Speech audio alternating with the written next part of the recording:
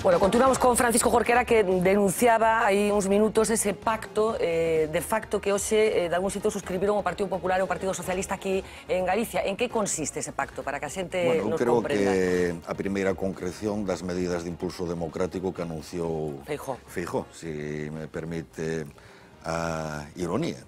Pois, na práctica, o que consiste en utilizar o grupo mixto como pretexto para recortar o cupo de iniciativas que poden ser debatidas e votadas en pleno a iniciativa do Grupo Parlamentar do BNG e do Grupo Parlamentar de AGE. En primeiro lugar, manifestando un total desprecio polas formas. Cando as formas eu creo que acostuman a ser sempre definitorias do fondo, non? Os cupos que se estableceron para o debate de iniciativas en pleno nesta legislatura, ao comezo da legislatura, foron froito dun proceso de diálogo entre todos os grupos, no que todos tivemos que facer concesións, houve acordos que a nos non nos gustaron, pero que asumimos. Agora é a mesa, un órgano que nada máis que están representados o Grupo Popular e o Grupo Socialista, que unilateralmente, co pretexto de que agora hai un grupo máis, as dúas deputadas do Grupo Mixto, procede un novo reparto, donde nada máis que se nos recorta ao BNG e AGE para darlle máis cupo ao Grupo Mixto. Apelase a un argumento de proporcionalidade. Eu quero lembrar que o BNG ten o mesmo número de diputados no Parlamento Galego que tiña a comezo de legislatura. E incluso se chegan a vulnerar normas establecidas pola Cámara. Por exemplo, que todos os grupos parlamentares que reúnen o mínimo de 5 diputados necesarios para conformar grupo teñen a posibilidade en toda a sesión plenaria de formular unha pregunta ao presidente. Agora, ao longo deste período de sesións, haberá unha sesión plenaria onde AGE non poderá formular pregunta ao presidente e outra sesión plenaria onde non poderá formular pregunta ao BNG. Bueno, eu creo que nun contexto no que precisamente o bipartidismo está máis en crise, está máis cuestionado, hai un pacto para intentar establecer un bipartidismo de facto na Cámara, recortando dereitos aos outros grupos parlamentares. Decía antes que había unha especie de acordo tácito que viña incluso da época de Fraga, que decir, nin Fraga se atreveu a tanto. E que ese acordo fraguouse na época de Fraga, e desde aquela respetouse escrupulosamente. Sempre todos os plenos, todos os grupos parlamentares tiñan dereito a formular unha pregunta ao presidente. Inhibíase pois cando gobernaba o Partido Popular o Grupo Popular, por entender que o lóxico é que o exercicio da función de control recaia na oposición. Agora isto se vulnera, pero ademais aplicando na práctica dúas interpretacións do regulamento distintas, unha para o Grupo Popular e o Grupo Socialista, outra para o resto dos grupos. Por que? Se me permite un poquinho a ampliación. Porque, de feito, no Parlamento Galego non existe un cupo de iniciativas proporcional ao tamaño de cada grupo parlamentar. O que hai é unha equidade. Unha equidade, todos os grupos parlamentares teñen o dereito a presentar o mesmo número de iniciativas, onde se establece a proporcionalidade como evidente a hora de votar, que máis ten, máis votos ten. E, en cambio, agora se aparta o Grupo Popular, o Grupo Socialista, non se toca o seu cupo de iniciativas e se establece unha proporcionalidade co resto, partindo da base dos 17 deputados que sumaban AGE e BNG no momento de constitución do Parlamento, metendo agora en danza o Grupo Mixto. Na práctica, isto significa dúas interpretacións distintas, unha para o Grupo Popular, outra para o Grupo Socialista, por unha banda, e outra para o resto dos grupos. Creemos que se pretende amordazar. Grupo Mixto, que efectivamente está conformado nestes momentos por dúas diputadas que proceden as dúas do Grupo de Alternativa Galega de Esquerdas. Hoxe houve xunta de portavoces, lóxicamente este foi un dos asuntos estrela. Escoitamos a todos os voceiros que dixeron cousas como estas. O problema é que o que nos dan o Grupo Mixto o quitan a AGE e o BNG. Con lo cual nos consideramos que é totalmente injusto que outros grupos parlamentares e moito máis o BNG, que non ten nada, ninguna relación co nacimento do Grupo Mixto, se miren afectados negativamente nos seus dereitos. Sabemos en que consiste o impulso democrático seguir pretendendo poñer unha mordaza a esta Cámara e aos grupos que exercen unha oposición real, e estamos ante a escenificación tamén no Parlamento galego destes tempos que se aveciñan de grande pacto de Estado entre PP e PSOE. Un pacto bipartidista rampante por parte do Partido Popular e do Partido Socialista contra os grupos minoritarios da Cámara. Seguramente tamén as sesións de control nas que se nos prive da interlocución ao Bloque Nacionalista Galego e a Alternativa Galega de Esquerda van a ser moi entretidas. Supoño que entre os voceiros do Partido Popular e do Partido Socialista daránse cariñitos. Que non estou disposto a recibir as críticas que son froito da obnubilación ou da vontade de mezclar churras e merinas. Eu respeto o dereito de cada grupo a decir o que pensa, pero tamén reclamo respeto ao que se está dicindo. Cando aquí se ten falado, hai uns momentos de bicos entre grupos, teríamos que decir clara e detalladamente que é o que está a facer cada un. Mais que acordo, o Partido Socialista está de acordo coa proposta da presidenta do Parlamento. Non é un acordo entre o Partido Socialista e o Partido Popular. Están nubilados no Bloque Nacionalista Galego, segundo sostén o voceiro do Partido Socialista? Creo que estamos poñendo sobre a mesa feitos obxectivos e son críticas razonadas, argumentadas e fundamentadas, porque ademais isto tiña moi doada solución. Se agora hai un grupo máis na Cámara, froito do abandono de dúas deputadas inicialmente de AGE que pasaron a conformar o grupo mixto, o cupo de iniciativas que se asine o grupo mixto, en vez de traelas ao resto dos grupos, que se sume. Non hai quen di que no Parlamento se traballa pouco. Que problema hai en que os plenos, en vez de ser sesións de martes e mércores, inclúan tamén, por poñer un exemplo, os xoves pola mañá? Hai problema en que se debatan máis iniciativas, que se voten máis iniciativas? Creemos, polo tanto, de que se houvese realmente vontade política de respetar o pluralismo e de que o Parlamento cumpla o papel que ten que cumplir en toda a sociedade democrática, en vez de pretender cada vez poñerlle unha mordaza, pois isto tiña fácil solución. Vaticina un pacto de Estado prácticamente entre o Partido Popular e o Partido Socialista, tendo en conta o revolto que está o panorama político nestes momentos? Eu non me atrevo a facer de pitoniso.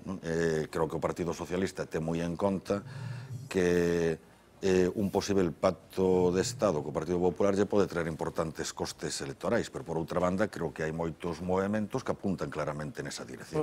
Pois imos repasar algún deses movementos, porque efectivamente hoxe houbo síntomas por doquier de que ese pacto pode estarse cociñando en algún sitio, polo menos informacións que hai que escoitar. Empezamos case por unha anécdota que parte dun medio de comunicación, dun periódico, dun xornal de Madrid, en concreto El Mundo. Chamounos a atención esta posta en páxina. A fotografía corresponde ao acto que tiña lugar onte en Madrid, esa firma dese pacto de Estado contra o terrorismo yihadista, foto de Rajoy e de Sánchez con ese titular: "Somos unha sola fuerza". Supoño que en xornalismo non hai casualidades e queríamos deixar constancia desta posta en páxina. Máis cousas. Hoxe, Hernando, o portavoz do Partido Socialista, con complicacións evidentes para tratar de defender ese pacto de Estado que, entre outras cousas, levou o Partido Socialista a aprobar, a dar o visto bo a esa cadena perpetua, que na práctica é o que a prisión permanente revisable, que aparece nese pacto contra o terrorismo yihadista. Escoitamos a Hernando. El pacto ni supera, ni soslaya, ni aparca la gran diferencia que tenemos con el Partido Popular respecto a la prisión permanente revisable. Incluye esa gran diferencia. No hemos querido superarla ni aparcarla, la hemos querido incluir en el pacto y asumir, tanto el Partido Popular como nosotros, que cuando nosotros cambiemos esa prisión permanente revisable, el pacto seguirá vigente.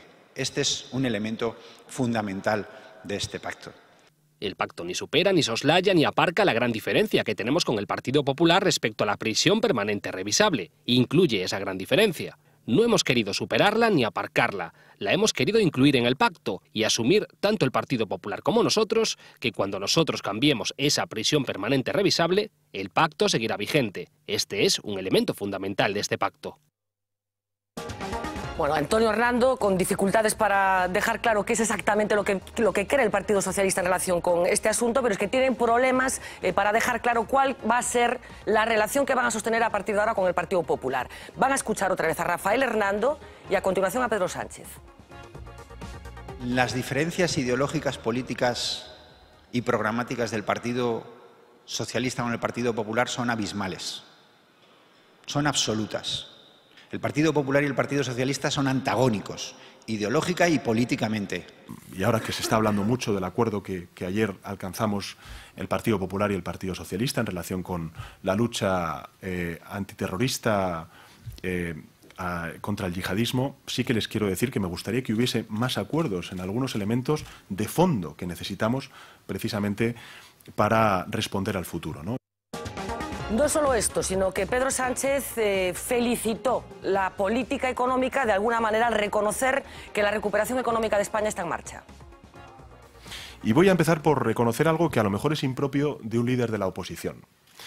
Y es que voy a reconocer que la economía española se está recuperando. Y que incluso creo y deseo que los pronósticos de crecimiento que ha marcado tanto el Fondo Monetario Internacional como el propio Gobierno de España se van a cumplir a final de este año. Pero reconocer esto no significa ni mucho menos compartir o justificar la euforia y la autocomplacencia del Gobierno de Rajoy respecto a la situación macroeconómica de nuestro país. Bueno, y tal vez para pescar en río revuelto, hemos escuchado también al candidato del Partido Popular a la presidencia de la Junta de Andalucía diciéndole al Partido Socialista que, ojo, que no pacten con Podemos, que ya están ellos dispuestos a pactar con el PSOE. Yo estoy dispuesto a poner los intereses de Andalucía por encima de los intereses del Partido Popular. Si la señora Díaz estuviera dispuesta a pactar con Podemos, yo antes le ofrecería un acuerdo de gobernabilidad para que evitara esa posibilidad con Podemos y tuviéramos un gobierno estable desde el punto de vista institucional, desde el punto de vista político, desde el punto de vista social, porque es lo que necesita ahora mismo Andalucía. Andalucía no está para más aventuras ni para más riesgo. Bueno, señor Jogera, ¿a qué le sona todo esto? Bueno, con Antonio Hernando teño que recoñecer que me perdín. Creo que a sociedade demanda clareza a hora de expoñer as posicións de cada forza política. Con todos os respetos, Antonio Hernando, que o coñecía cando era diputado no Congreso, creo que tiña unha boa relación con él, creo que o que dixo é todo menos claro, non? E é pretender decir unha cousa e exactamente a contraria, porque se no pacto está a cadea perpetua revisable, non falemos sin eufemismos, o establecemento da cadea perpetua, algo que desde o meu punto de vista, entre outras cousas, é anticonstitucional, pois está. Por tanto, sinceramente, perdínme que a explicación que intentou dar. E cando hai que buscar tantas circunvalacións para explicar unha cousa, é que posiblemente non este moi claro o que se quere decir e nin o que se quere explicar. Decía Hernando tamén que son antagónicos. Despois Pedro Sánchez non decía eso, pero cree que son antagónicos dende o punto de vista ideolóxico e de acción política o Partido Popular e o Partido Socialista? Eu gosto de non ser simplista. Non creo que sexan iguais, pero creo que en moitos aspectos coinciden nun modelo de Estado, coinciden nos aspectos esenciais das políticas económicas, aínda que o Partido Popular fose moito máis agresivo na aplicación das chamadas políticas de austeridade. Quen iniciou esas políticas foi un goberno do Partido Socialista e incluso ese xiro hacia políticas mal chamadas de austeridade provocaron nunha Constitución que se nos presentaba como intocable unha reforma exprés da Constitución pactada entre os dous, pouco menos que con nocturnidade e alevosía. Por lo tanto, creo que en moitos aspectos as súas políticas son coincidentes, aínda que non pensan igual en todo. A mí non me gusta caer no reducionismo e no simplismo na política. E logo, eu son moi modesto, non son quen para darlle consellos ao PSOE. O Partido Socialista é un partido que ten máis de 100 anos, pero ainda que teña máis de 100 anos, creo que algunhas fai cousas que fan razonable facerlle a pregunta de que quere facer de maior, pese a que teña máis de 100 anos, porque creo que é evidente que o Partido Popular está xogando a darlle o abrazo do oso ao Partido Socialista pensando nas eleccións xerais. Creo que o Partido Socialista está deixándose dar ese abrazo do oso que na práctica vai fortalecer a posición do Partido Popular. Falamos dese pacto que se está cuestionando entre o Partido Popular e o Partido Socialista, pero aquí, no noso país, en Galicia, hai un tempo non moi lonxano no que os pactos naturais que a xente consideraba que eran naturais era entre o Partido Socialista e o Bloque Nacionalista Galego. Mesmo na Xunta de Galiza foi ese o pacto que funcionou. Aquel Partido Socialista co que pactaba o Bloque era diferente ao a este Partido Socialista? O BNG ten perfectamente claro que non vai a chegar a ningún acordo nin nas eleccións municipais a hora de conformar gobernos municipais, nin cando haxen Galiza eleccións autonómicas, se o Partido Popular... Nunca máis vai pactar co Partido Socialista? Non estou dicindo eso. Se o Partido Popular perde a maioría absoluta, non vai a chegar a ningún acordo que non este baseado nun programa moi claro e que poida coñecer e testar a sociedade galega. E, por suposto, temos predisposición a chegar a acordos con todas aquelas forzas que permitan un cambio profundo na orientación das políticas públicas e vamos cara a un mapa político máis plural. Esas forzas non son única e exclusivamente o Partido Socialista. E vamos a combinar esa posición tamén con ter unha posición que non lle permita ao Partido Popular manter e fortalecer o poder que xa ten en Galiza, que vai camiño de ser onímodo se non o correximos. Por lo tanto, hai moitas fórmulas, non só conformar gobernos de coalición, tamén chegar a acordos puntuais con forzas que se proclamen progresistas, sempre cun programa por diante, pero BNG o que ten perfectamente claro é que non vai chegar a pactos de goberno mecanicistas e trasladables a todos os concellos do país. Decía antes, se preguntaba que quere ser de maior o Partido Socialista. Eu pregúntolle que quere ser o Bloque de maior. Pois o Bloque Nacionalista Galego quere ser a forza política que asegure que nun contexto donde, desde o meu punto de vista, está en crise o modelo de Estado nacido da transición e donde se aveciña no Estado español unha segunda transición, quere ser a forza política que asegure que a Galiza non lle pase o mesmo que lle pasou na primeira transición e que lle pasou noutros períodos históricos, que perdimos ese tren por non ter capacidade de influir, de incidir nun contexto de cambio para que os intereses da sociedade galega, para que os intereses do povo galego estén presentes nese contexto e sexan atendidos. Ese é o papel que quere xogar o Bloque Nacionalista Galego no contexto que se avecina. Ese é o que quere xogar o partido, o Bloque. E cree que os galegos é o papel que queren que xogue o Bloque? Bueno, nos vamos a establecer un diálogo coa sociedade, vamos a intentar explicarlle a sociedade galega por que consideramos que é tan importante que nese contexto Galicia se exprese con voz propia a través das súas propias ferramentas, a través de forzas políticas propias, e sempre vamos a ser receptivos á opinión da sociedade, pero o Bloque Nacionalista Galego aspira a que esa posición sexa compartida e recabe o apoio do máximo número de galegos e galegas. Creen nas enquisas? Como unha referencia. Unha referencia porque ademais creo que vivimos momentos políticos de áreas tan movedizas, tan volubles, tan cambiantes, que hai que ter en conta que os estados de opinión non son estáticos, evolúen, modifícanse, e en contextos das características que acabo de definir, dunha maneira aínda moito máis impredecible, moito máis acelerada. Pero dígame a verdade, están preocupados no Bloque porque as enquisas, con todos os matices que queiramos poñer as enquisas, mesmo os últimos resultados electorais, bueno, pois indican que o Bloque ten algún problema de conexión nestes momentos cos galegos.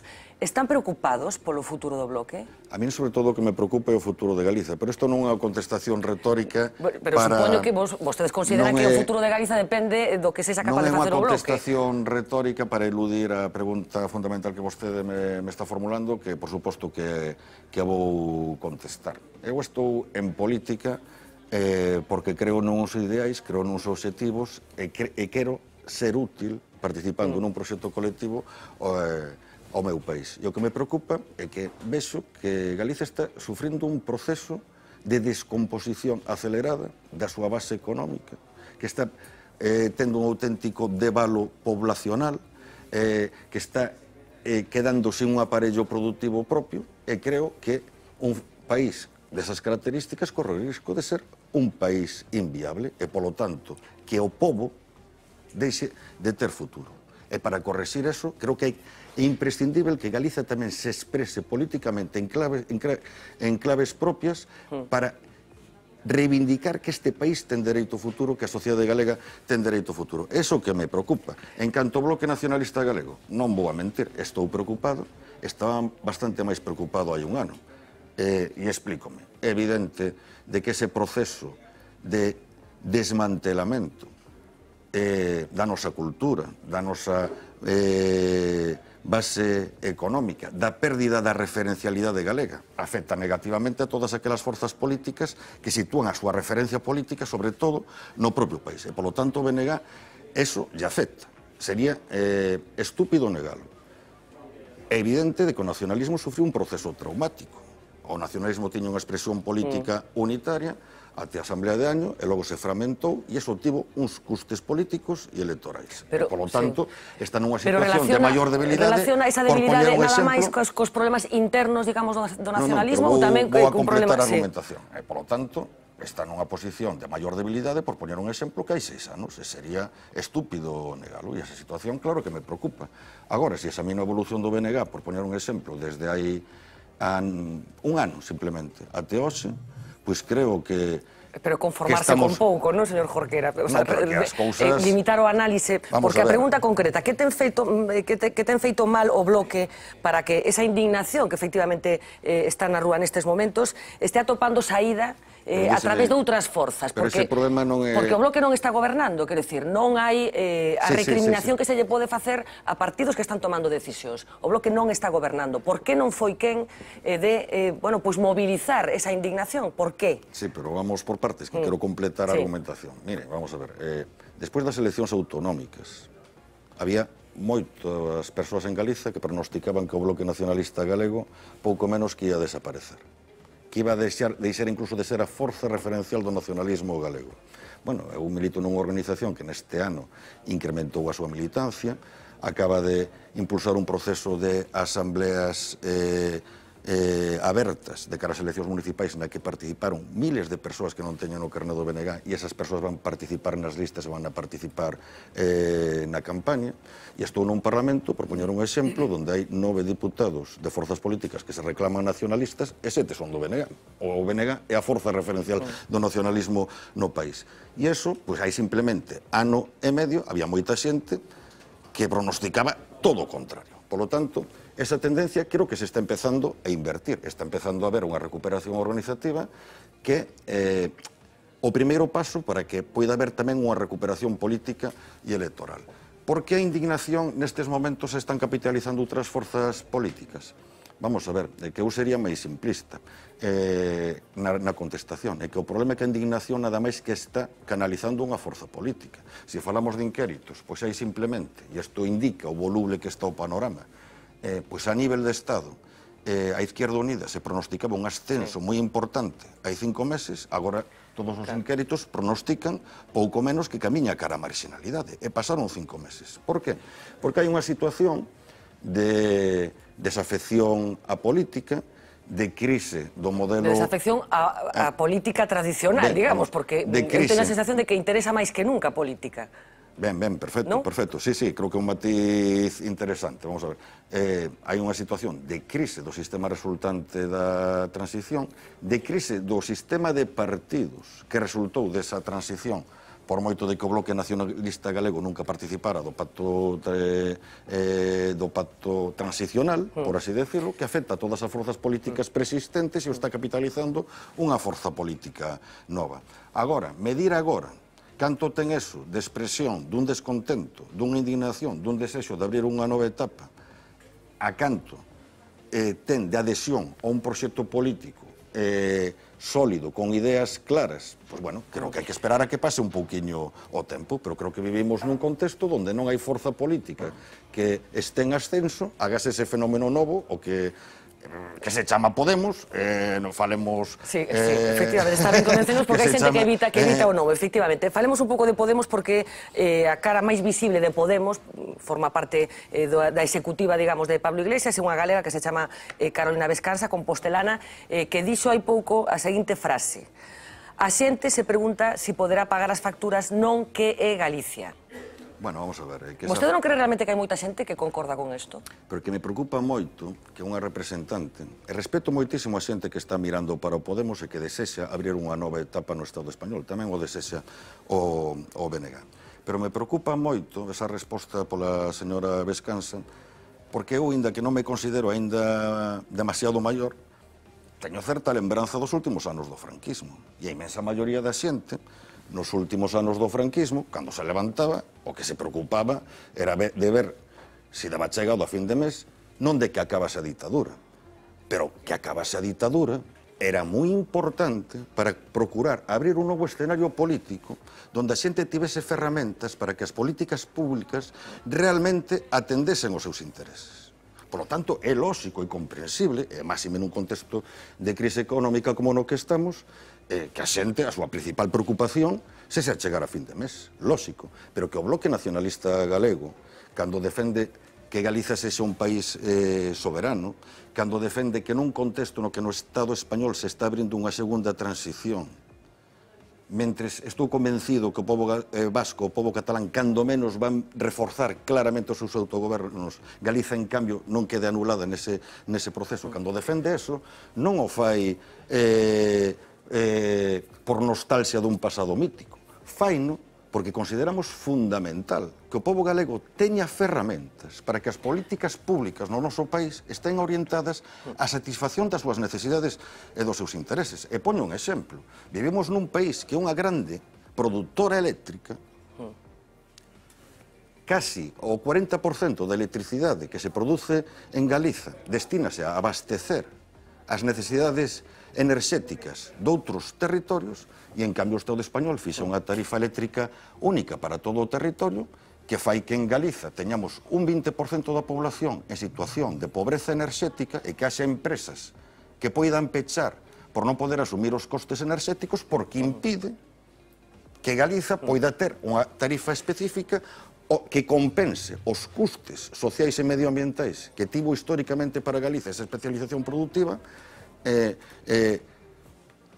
tendo electricidade máis barata e utilizando, por exemplo, a disponibilidade de electricidade como un factor para a industrialización do país. Poño este exemplo como podería poñer, perdonando se esta frase pode parecer petulante pola miña parte, 50 exemplos máis, pero cando o Bloque Nacionalista Galego aposta porque este país necesita decidir por si mesmo, que non pode ser que nos diten fora se podemos construir barcos, se podemos producir leite, que non pode ser que o aforro dos galegos nestes momentos este expatriando nunha porcentaxe moi importante, pois cando defendemos eso é para dotar a sociedade galega, ao povo galego, de ferramentas que permitan construir o seu benestar, o seu progreso colectivo. En definitiva, para construir en Galiza un novo modelo social moito máis xusto e máis igualitario. O Bloque sustancialmente leva sostendo sustancialmente estas teses nos últimos tempos, o resultado que hai 7 diputados no Parlamento galego, quer dicir, a representación política que permite implementar esas políticas que o Bloque leva defendendo. En calquer caso, o sábado pasado Podemos facía unha demostración de forza con esa manifestación, meeting que tivo lugar en Madrid. Non imos entrar na guerra de cifras, en calquer caso, chamativa a capacidade de convocatoria. E eu, para unha persoa como vostede, que leva tantos anos na militancia política, que supoño que pasou os seus máis e os seus menos, momentos duros, momentos agradables, momentos de éxito e momentos de fracaso, que sinte unha persoa como vostede, que, insisto, leva tantos anos militando nunha idea pola que leva traballando tanto, que sinte cando un partido que apenas ten un ano fai así e é capaz de convocar a miles de persoas no centro de Madrid? Vamos a ver, eu en primeiro lugar o que sinto é satisfacción de ver que a sociedade se está activando, se está movendo satisfacción, de verdade, señor Jorquera? E ten inquietudes, non por ese feito concreto. Eu estou convencido, este domingo vai haber unha manifestación convocada por Queremos Galego en Santiago, que estou convencido que vai ser unha manifestación multitudinaria. En Galiza moitas veces... Equivalente? Vamos a ver, equivalente, non sei se equivalente, pero equivalente, por poñer un exemplo, non idéntica, equivalente.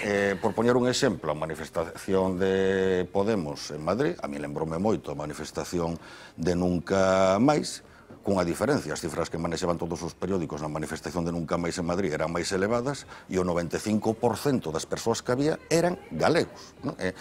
Quero dicir que me parece moi ben que a sociedade se mobilice e resulta que Galiza estivo a vanguardia nas folgas xerais, na contestación ás políticas de austeridade. Somos unha sociedade frente a imaxe que se pretende trasladar moitas veces do pobo galego como un pobo total e absolutamente parado e sumiso, unha sociedade enormemente dinámica. O que aspiro é que ese dinamismo social, que considero que é un valor moi importante, máis e menos tempos que corren, se queremos provocar un cambio de situación, o que aspiro a que se faga en coordenadas propias. E en coordenadas propias non significa ser indiferente ao que pasa no resto do mundo. Eu alegreime moito de que Syriza ganase as eleccións gregas.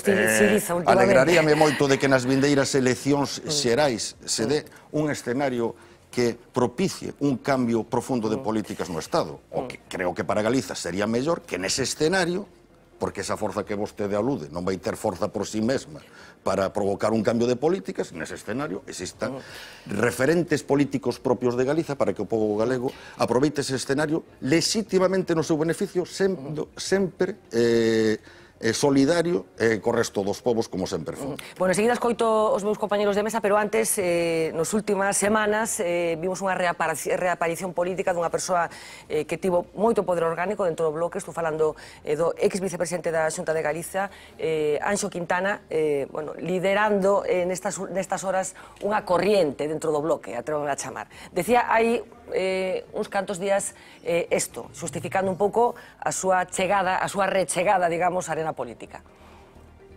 Eu durante estes 5 anos estive encalado, pero non estive sordo nin cego. Dende o meu punto de vista, a política galega está a sufrir un proceso de desgaleguización preocupante. Unha das cousas que caracteriza a Galiza como país tamén é ter un sistema político propio. Son 3 espacios. E eu penso que a dinámica política está levando a que a cidadán perciba que en Galiza non hai esos 3 espacios, sino que supostamente só hai 2, que son a dereita e a esquerda nas súas múltiples versións. A política se debe de facer dende a base. Bueno, eu, se estou aquí hoxe, non é para volver á política institucional. En todo caso, como cidadán, colaborar a que esa política de base, esa política de participación exista e, se eu podo e é posible, axudar a que existan uns instrumentos para vehiculizar esa participación. Que papel vai xogar Quintana no Bloque? Xo sabe. Eu non tive a oportunidade de falar con Anxo Quintana, coñezo desta iniciativa polo que el ten explicado a través dos medios de comunicación. El ten enfatizado de que é unha iniciativa complementaria das forzas políticas, que non pretende rivalizar cas forzas políticas, ni sustituir o seu papel, e o que pretende é impulsar un movimento cívico, un movimento de carácter social. Pero a usted que lle parece? Creo que todo ese tipo de iniciativas encaminhadas a que a sociedade galega pense en clave propia son útiles e son necesarias, esa iniciativa e outras. Vamos, non creo que plantexe tampouco eso en términos exclusivistas de excluir outras iniciativas, pero insisto, creo que existe un ámbito para o traballo político e outro ámbito para o traballo cidadán, e creo que o traballo cidadán tamén é moi importante. Pero está convencido de que se vai circunscribir a eso, a ese traballo cidadán? Eu remítome ao que el ten manifestado, e el ten dito por activa e por pasiva que non ten ninguna aspiración de retorno á política de primeira liña e que o que quere é impulsar un movimento cidadán. Roberto.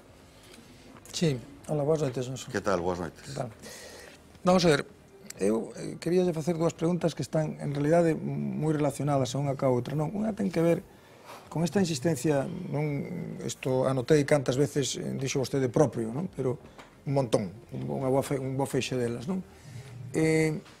En realidade, a mí me preocupa un pouco esa denominación constante do que é propio e do que non é propio, de tal maneira que os partidos propios de Galicia serían os partidos que representan o 14 ou 18%, e os que non son propios representan o 70%. Eso, diríamos que desde o punto de vista argumental cruje un pouco, é dicir, que resulta que o propio de Galicia é un partido que ten 7 diputados ou un partido que ten 9, e os non propios son os que ten levantando maioría absoluta en Galicia un montón de anos, ou o Partido Socialista que chegou a ter amplias maiorías en Galicia, dentro da esquerda. E isto conéctase con un tema e é non hai ningún... vostede non sinte a necesidade de facer algún tipo de autocrítica ou de plantexarse que se estará facendo mal desde o nacionalismo galego cando, despois de 35 anos de democracia e en plena liberdade, estamos nunha situación onde cada un pode votar o que lle dá a gana, o que lle peta, non? Os cidadáns galegos siguen decidindo que os partidos nacionalistas señan minoritarios en Galicia?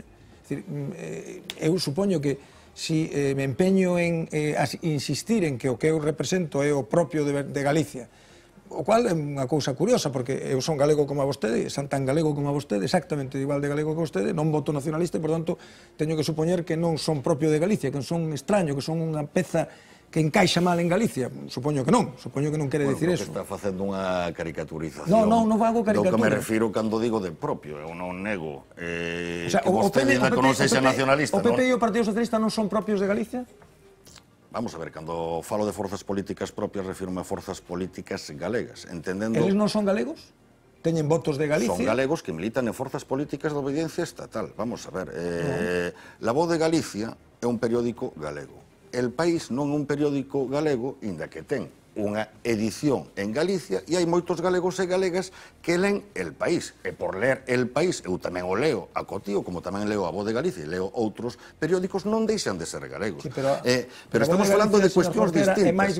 Estamos falando, igual que Galiza ten institucións propias, o Parlamento galego, unha institución propia de Galicia, ten forzas políticas de ámbito galego e cos seus centros de decisión en Galiza. É iso que me estou referindo, non estou negando, nunca neguei, eu sempre fui unha persoa total e absolutamente respeitosa co pluralismo que existe na sociedade galega, non estou negando a galeguidade dun militante do Partido Popular, dun militante do Partido Socialista, dun militante de Esquerda Unida, pero remito o exemplo que acabo de poñer. Verdade que vostede, se fai un inquérito na rúa, pregunta, periódicos galegos contestarán La Voz de Galicia, El Progreso, non contestarán ABC, inda que tamén se distribúa en Galicia e xa moita xente que o le. Por lo tanto, o que lle pido en primeiro lugar é que non faga unha caricaturización, porque nós non pretendemos atribuirnos a exclusividade a hora de determinar unha visión de Galiza, pero temos todo o dereito a expresar a nosa visión e a actuar ca sociedade, dialogar ca sociedade e facer política para unha posición de minoría, intentar transformarla nunha posición de maioría. A ver, algún matiz, pero para ir rematando, porque moi breve, unha cousa moi breve. Claro, vostede utilizou o exemplo da Voz de Galicia. Claro, eu podría retrucar a Voz de Galicia é moito máis representativo de Galicia que a nosa terra, porque ten moito máis lectores que a nosa terra. Sin embargo, según vostede, seguro... Bueno, pero que cando existía a nosa terra, quero dicir. Sin embargo, a nosa terra, según o seu criterio, sería un periódico máis propio de Galicia que a Voz de Galicia, un periódico escrito íntegramente en galego. É dicir, que é o que fai que unha forza política sea galega? O feito de que teña moitos votos galegos. Este é o que determina o carácter galego dunha forza política. É dicir, que parece máis galega unha forza política, ou tan galega unha forza política que ten 600.000 votos que unha que ten 40.000. Bueno, eu creo que acabo de poñer un exemplo que entende todo o mundo. É dicir, Telecinco ten moita máis audiencia en Galicia que V Televisión, pero V Televisión é un canal de televisión galego, Telecinco non, e iso non significa que eu tamén de vez en cando vexo Telecinco, que por ver Telecinco deixes de ser galego. Perdonando a expresión, xa sei que utilicei ese término unha vez, sería gilipollas se negase a galeguidade dunha persoa por ver Telecinco. Por lo tanto, non estableza unha caricatura das posicións. En calquer cosa, unha brincadeira, como decíamos antes, con respecto a La Voz de Galicia, hai unha diferencia. La Voz de Galicia é un periódico galego que compran a maior parte dos galegos. É o periódico que máis se vende en Galicia, cousa que non acontece co Bloque, na oferta electoral que hai no país destes momentos. En primeiro lugar, porque se se aspira a transformar, vamos a ver, é sempre moito máis fácil se o que se aspira. Permítame un inciso, eu vou argumentar de outra maneira. Eu entrei a militar no nacionalismo galego cando tiña 17 anos.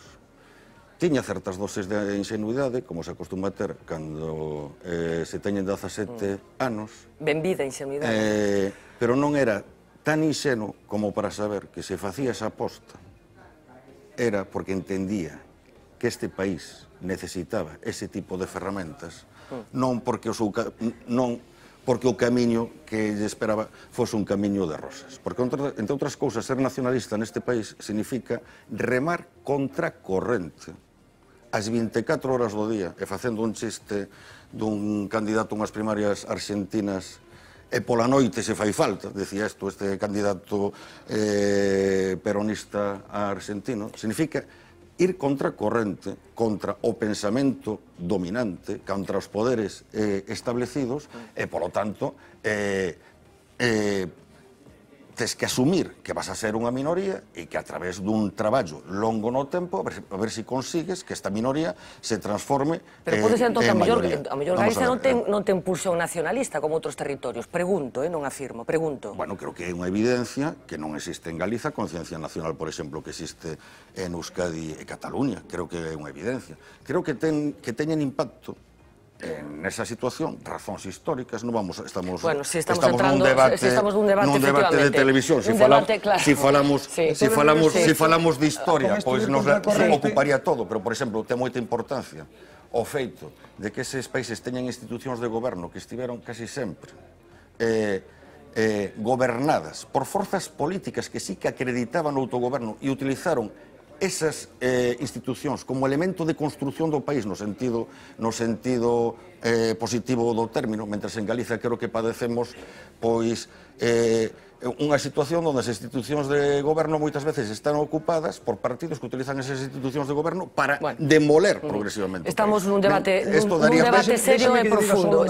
Porque creo que yo debo decir. De todas maneiras, isto de remar contra corrente, hai moitas maneiras de remar contra corrente. Non sei cantas veces lle puxeron a vostede isto na porta do despacho, isto tablóns, cerrando o despacho, seguro que ninguna. O sea que remar contra corrente se pode remar de moitas maneiras, Pero que quere que lle diga, señor Blanco? O que quero expresar é que aquí hai moita xente que isto brega contra corrente. Eu respeto, defendo a liberdade de expresión e ese tipo de actuacións me parecen total e absolutamente criticables. Desto non me ten que convencer vostede en absoluto. Estou dicindo que desto non teño dúbida. Estou dicindo que remar contra corrente hai maneiras diferentes de remar contra corrente porque hai moitas correntes diferentes. Pero se eu non reclamo a exclusiva de remar contra corrente en absoluto. Estou procurando facer unha descripción da situación que ten que enfrentar o nacionalismo galego todos os días. Dito iso, que hai moitísimas cousas que mellorar, total e absolutamente de acordo. Creo que somos unha forza enormemente autocrítica e temos feito multitude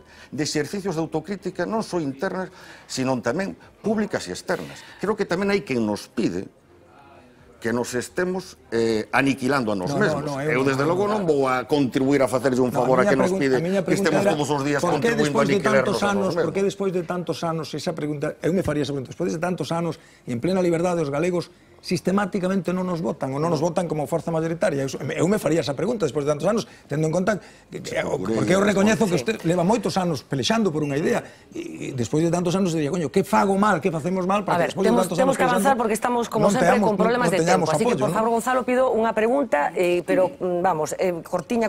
Bueno, déxame... Sin debate. Eu quería dicir unha cosa. A min váleme...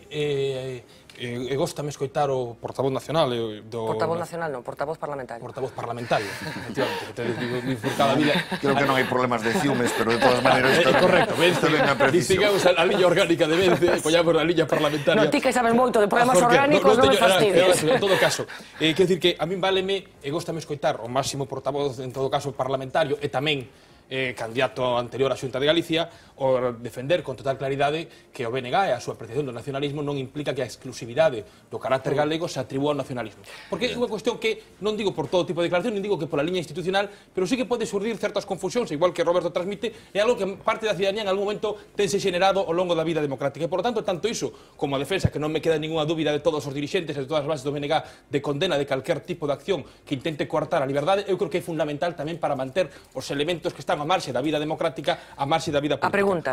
Decía, o plantexamento que facías de como está o BNG, creo que non se responde exactamente con como é a situación do país. É dicir, non teño a impresión, e digo desgraciadamente, non é unha crítica, pero pode ser debatible que no último ano teña existido esa recuperación do BNG. Non teño nin esa percepción... Falei de recuperación organizativa. Na electoral, desde logo non, porque na electoral temos claro que incluso nas eleccións europeas o resultado é un resultado non positivo para o BNG, cando aparecen novas forzas, porque as enquisas electorais tampouco lle dan dando ao BNG unha recuperación, están movendo no 7% do voto. En esa liña hai dúas citas electorais que van a vir agora neste ano para os galegos. Unhas eleccións municipais e unhas eleccións xerais. Eu queria lle preguntar, poñéndome nese escenario electoral, que vostede igual me nega, pero que é barallable. En primeiro lugar, sobre a cuestión dos pactos que vostede plantexaba. A súa opinión é que debe haber unha política de pactos xeral do BNG para todo o territorio galego coas distintas forzas de esquerdas, como houve noutras ocasións, ou debe ser pactos municipais puntuais en función das circunstancias de cada sitio, e ata que punto debe haber unha autocrítica de algunhas cidades do BNG polo que se ten feito. E de cara ás eleccións xerais, eu lle preguntaría, contempla o BNG, supoño que non o quererá contemplar, pero contempla o BNG a posibilidade de quedarse sin representación política en Madrid, o cal, dadas enquisas, pode estar aí en... Brevemente, por favor, señor Jorquera. Son moitas preguntas. Sí, pero seguro que hai quen de facelo... Por un exemplo, nos inquéritos, os inquéritos que publicou o periódico que está vinculado a esta cadea de televisión tamén indicaban que, en xeral, con algunha excepción, nos concellos onde BNG goberna, ve reforzada claramente a súa posición. De feito, a única cidade galega onde se pronosticaba unha maioría absoluta era unha maioría absoluta do BNG en Pontevedra, o que demostra pero demostra unha adhesión por parte dos cidadáns á acción de goberno do BNG ali onde ten responsabilidades de goberno. Pactos. Vou ser total e absolutamente claro. O Bloque Nacionalista Galego, a hora de escoller alcalde, non vai adoptar ningunha posición que beneficie o Partido Popular. Pero non vamos a chegar a pactos xerais para conformar gobernos de coalición co Partido Socialista. Vamos a analizar localidade por localidade a situación programa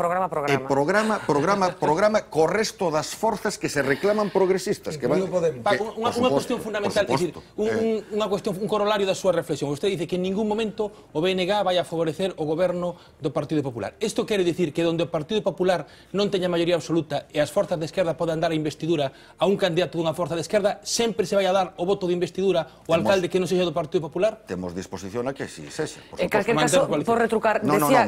Eso non é formar gobernos de coalición. Dar o voto de investidura a unha forza política sempre que non sexa o Partido Popular, unha forza política de esquerdas ou amigal. Esa é a posición máis ou menos para todos os lugares do partido. É a posición de partida. Logo, como sempre, haberá que analizar casuísticas concretas. Pero a nosa vontade non é contribuir a que o Partido Popular reforce o seu poder. Preguntaba Roberto, con Podemos e dixo, por suposto, sorprende esta rapidez na contestación tendo en conta os problemas que tiveron para establecer acordos con Esquerda Unida. Podemos non é un partido nacionalista, nin moito menos, nin siquiera un partido de esquerdas, non sabemos se de dereitas ou de esquerdas. Perdón, a que se refire? No, quero decir, bueno, pues cando Alternativa Galega de Esquerdas propuxo o Bloque Nacionalista Galego unha confluencia conxunta nas eleccións autonómicas, por exemplo. Pero vamos a ver, que hai planos total e absolutamente distintos. E a discusión tiña que ver con Esquerda Unida, ou estou inventando eu, que había un problema pola... Pero creo que o lóxico... O sea, por que Podemos sí e Esquerda Unida non? Porque Esquerda Unida tamén, explícome. Agora, pero non antes, quero dicir, non estamos falando de pactos preelectorales, estamos falando de posibles escenarios postelectorales nun mapa político plural e diverso, onde o BNG, nese contexto, ten plena disposición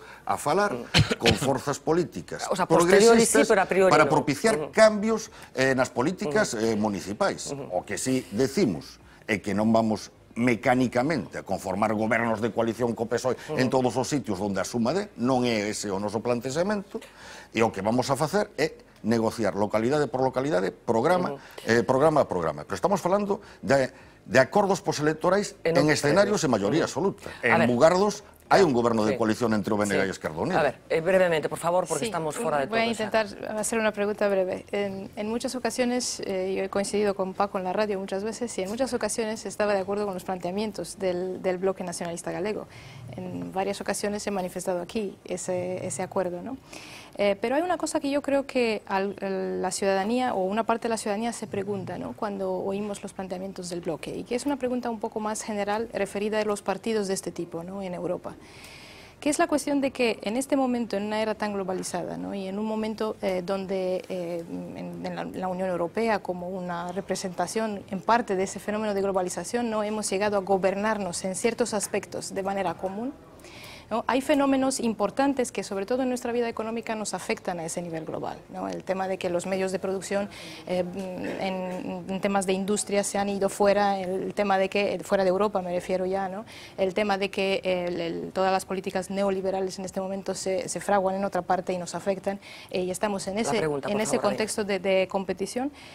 ¿Cuál es en ese sentido el papel que juegan los partidos regionales, los partidos autonómicos, ¿no? En España? No sé si lo de regionales le va a gustar al señor Jorquera. Bueno, regionales porque me refiero a nivel europeo, ¿no? Me refiero a regiones de Europa, Galicia como región europea, ¿no? Ya no como región dentro de España. Creo que precisamente nun contexto de globalización é máis importante que un pobo reforce os seus espacios de libre decisión para pintar algo nese contexto e non ser barrido. E, polo tanto, para estar en condicións de ter unha interrelación cos outros povos en términos realmente de igualdade, para que non quedes total e absolutamente anulado. E iso, ademais, forma parte dos eixos clave do debate neste momento. En Grecia, por exemplo, a xente nas urnas que pediu defender a súa soberanía para que non lle impoñan as políticas desde outros... Es que de verdad no puedo porque me falta Ignacio todavía, por favor. En eso estamos de acuerdo, pero en temas de modelo económico, ¿cuál es la posición de partidos como el BNG y cuál tiene que ser la posición de partidos como BNG? ¿Cuál es el objetivo que persiguen en temas de políticas económicas en un contexto en el que estamos ahora y como herramientas para conseguir ese modelo? Vamos a ver, eu particularmente, porque no BNG somos unha organización plural, conviven persoas dentro dun programa nacionalista, dun programa progresista, persoas de distintos universos ideolóxicos. Eu son socialista non, se me permite a broma, do xeito en que entendo o Partido Socialista, pero son socialista, cando menos o que aspiramos, como BNG, e iso está en todos os nosos programas, aínda no caso de que exista mercado, que exista por parte dos poderes públicos capacidade real de regular a actividade económica para que este este orientada a satisfacer o interés xeral, que exista unha presencia importante do sector público na economía, por exemplo, en sectores estratégicos para o desenvolvemento dun país, a enerxía, a banca, e que existan uns servizos públicos sociais potentes. A ver, Ignacio, a ver si Ignacio me hace caso y consigo que su pregunta sea breve. Yo le voy a hacer caso. A mí ha tocado un tema que es el inicio de la segunda transición en el Estado español. Mi pregunta es la siguiente. ¿Usted considera que en Galicia se dan las condiciones para que pueda producirse esa segunda transición? Creo que ainda non, pero hai que traballar para que se dean, porque creo que é imprescindible pechar unha etapa política e abrir outra. Vamos a ir acabando, pero hace unos meses nos visitaban esta mesa, como hacemos con todos los representantes políticos, el actual presidente de la Xunta de Galicia, y se refería a usted. No sé si lo han contado, vamos a verlo. Xa sei de que vai. Parlamento, gresca que estamos vendo sobre todo nesta última legislatura. Eu non sei se esa gresca se traslada logo fora da Cámara, entre os propios deputados, quen é da oposición aquela persoa coa que ten vostede mellor relación. Mire, eu creo que se o digo perxudico, por lo tanto non debería decirlo. Non, ao millón, mire, eu creo que dos portavoces, que son as persoas coas que eu me relaciono, por lo menos dialécticamente, non? Me parece que Paco Jorquera é unha persona, bueno, pois que intenta ceñirse un pouco máis o guión parlamentario, aínda que ás veces non estou de acordo nin co seu tono. Probablemente el non este de acordo co meu, pero do que hai, creo que Paco Jorquera é unha persona, bueno, bastante comedida nos seus plantexamentos. Perxudicoulle como vaticinaba o presidente da Xunta? O mellor dixo iso para perxudicar. El mesmo dixo. Vamos a ver. En primeiro lugar, eu relación con o Feijóo máis alá do Parlamento que non teño ningún. Parece que necesita aloxarse do... E fora dos debates parlamentarios, houve algunha vez que temos coincidido tomando un café e o único que fixemos foi falar do Deportivo. Non sei se lle molestará que desvele este secreto. Ben, eu non gosto de xulgarme a mí mesmo. Eu creo que como portavoz parlamentar do BNG procuro exercer ao Partido Popular unha oposición clara, nítida, contundente, pero tamén procuro sempre que eso vai acompañado de alternativas, razonar o porqué das críticas e explicar o porqué das alternativas. Ben, e creo que moitas veces Feijóo demostrou maestría política a hora de erixirse en víctima, aproveitando determinados xestos. Eu, desde logo, como portavoz parlamentar do BNG, vou intentar non facerlle nunca ese favor. Non cenaría con Feijóo como Bono con Pablo Iglesias? Vamos a ver, se é unha cea para falar de cuestións que teñan a ver ca responsabilidade que el ostente, ca responsabilidade que eu ostento, pois estou disposto a cear con o señor Feijóo. Logo, na miña vida privada, prefiro escoller as compañías libremente. Francisco Jorquera, portavoz parlamentar do Bloque Nacionalista Galego, moitísimas grazas por acompañarnos esta